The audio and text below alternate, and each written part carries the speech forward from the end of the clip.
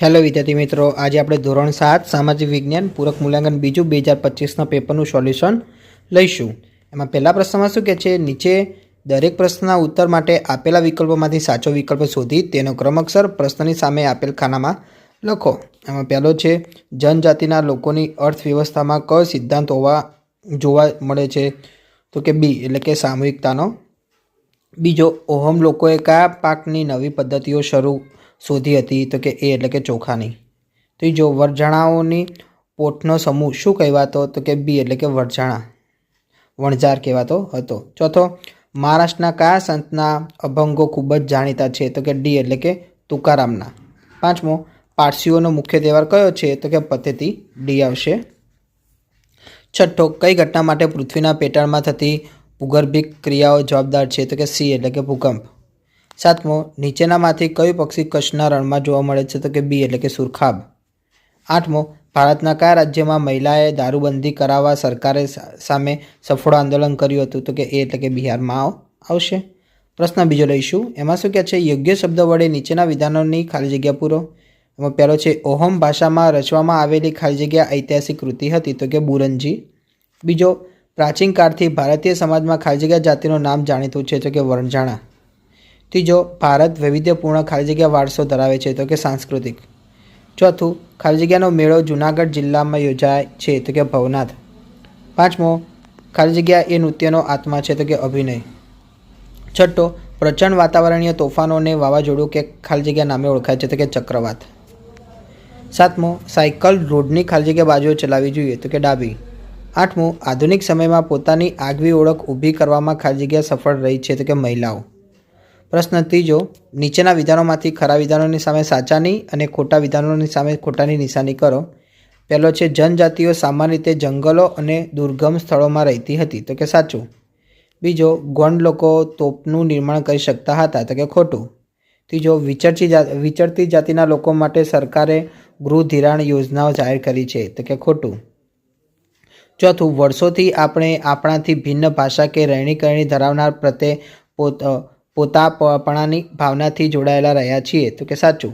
પાંચમું, ચંદન વિધિ કર્યા પછી રથયાત્રાનો આરંભ કરવામાં આવે છે? તો કે ખોટું। છઠ્ઠો, પૂર એ કુદરતી આપત્તિ છે? તો કે સાચું। સાતમું, કેન્દ્ર સરકાર દ્વારા દર 15 વર્ષે વસ્તી ગણતરી કરવામાં આવે છે? તો કે ખોટું। આઠમું, કલ્પના ચાવલા મૂળ ભારતીય હતા? તો કે સાચું આવશે। પ્રશ્ન ચોથાનો એમાં શું કહે છે, બંધબેસતા જોડકા જોડો। એમાં વિભાગ એમાં તો કે સંત કબીર? તો કે ચોથું આવશે એટલે કે બીજક કવિતા સંગ્રહ। બીજું, ગુરુ નાનક? તો કે ત્રીજું, શીખ ધર્મના સ્થાપક। ત્રીજું, તુલસીદાસ? તો આવશે પાંચમું, રામચરિત માનસના રચયિતા। ચોથું, નરસિંહ મહેતા? તો કે બીજું આવશે એટલે કે પ્રભાતિયાના રચયિતા આવશે। બમાં શું કહે છે, નીચે આપેલા ભારત રેખાકિત નકશામાં નીચેના વિગતો તેમના યોગ્ય સ્થાને નામ દર્શાવો। તો વિદ્યાર્થી મિત્રો, લડાખ મેં દોરેલું છે એ રીતે ત્યાં દર્શાવવાનું રહેશે। કચ્છનું રણ અહીંયા, નર્મદા નદી અહીંયા દર્શાવવાનું રહેશે। અંદમાન અને નિકોબાર આ રીતે દર્શાવવાનું રહેશે।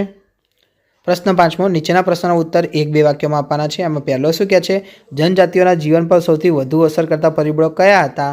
તો કે જંગલ અને પ્રકૃતિ જનજાતિઓના જીવન પર સૌથી વધુ અસર કરતા પરિબળો છે। બીજો, મુઘલોએ પુષ્કળ ધન અને હાથીઓ કેવી રીતે મેળવ્યા?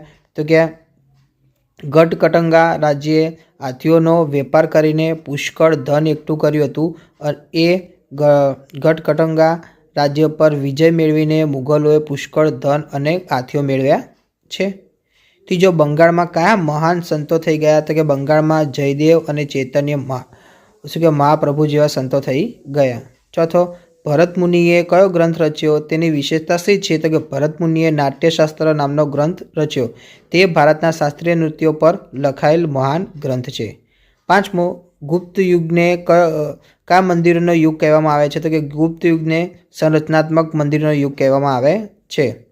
છઠ્ઠો, વાવાઝોડું એટલે શું? તો કે વાતાવરણમાં હવાના દબાણમાં સર્જાતી અસમતુલાથી ઉદ્ભવતા પ્રચંડ વિનાશકારી વાતાવરણીય તોફાનોને વાવાઝોડું કહે છે।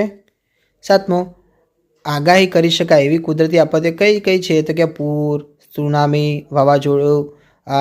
વાવાઝોડું, દુષ્કાળ વગેરે આગાહી કરી શકાય એવી કુદરતી આપત્તિ છે।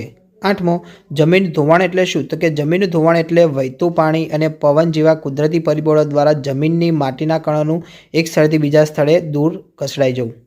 9મો, કયા ક્ષેત્રોમાં મહિલાઓ સમાન રીતે કામ કરે છે? તો કે તબીબ, ઇજનેર, વકીલ, વિમાન ચાલક, સરકારી નોકરીઓ વગેરે ક્ષેત્રોમાં મહિલાઓ સમાન ક્ષેત્રે કામ કરે છે. 10મો, બાળ લગ્નનું શું પરિણામ આવે છે? તો કે બાળ લગ્નોને પરિણામે છોકરીઓ વધુ અભ્યાસ કરી શકતી નથી, તેઓનો વિકાસ રૂંધાઈ જાય છે તેમજ તેમનું સ્વાસ્થ્ય કથળી જાય છે. વિદ્યાર્થી મિત્રો, તમને મારો વિડીયો ગમ્યો તો ચેનલને લાઇક, શેર અને સબસ્ક્રાઈબ કરવાનું ભૂલતા નહીં.